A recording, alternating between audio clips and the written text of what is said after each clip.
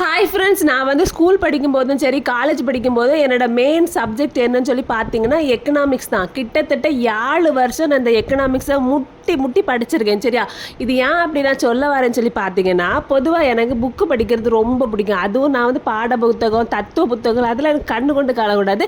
கதை புக்கு அது நான் நல்லா படிப்பேன். எவ்வளோ பெரிய குண்டு குண்டு கதை புக்காக இருந்தாலும் உட்காந்து நல்லா பொறுமையாக படிப்பேன். பார்த்துடுங்க, நான் இந்த சோஷியல் மீடியாவில் 5-6 நாளாட்டு நான் பார்த்துட்டு இருக்குது ஆக்டர் அரவிந்த் சாமி சார் வந்து ஒரு சைக்காலஜி ஆஃப் மணின்னு சொல்லி ஒரு புக்கு பற்றி சொன்னாங்களா, அதுதான். நான் இன்றைக்கி ஒரு புக்கு கடைக்கு போயிருந்தேன். அப்போ ஆண்டோ அவனுக்கு தேவையான புக்கு வாங்கிட்டு இருந்தான். சரி, நம்ம சும்மா இருக்க சொல்லிட்டு அந்த கடைக்காரங்கள்ட்ட கேட்டு சைக்காலஜி ஆஃப் மணி இருக்கா அப்படின்னு. அவங்க தமிழில் இருக்குது, இங்கிலீஷில் இருக்குது அப்படின்னு சொல்லி சொன்னாங்க. இங்கிலீஷை வாங்கிட்டு நம்ம ஒன்றும் செய்ய முடியாது, பாதி நமக்கு புரியாது. அதனால் தமிழே வாங்க வச்சுட்டு வாங்கிட்டு விலை கொடுத்து வாங்கிட்டு 5-6 பக்கம் பரட்டி பார்க்க அப்படியே எக்கனாமிக்ஸ் புக்கு படித்த மாதிரியே இருக்குது.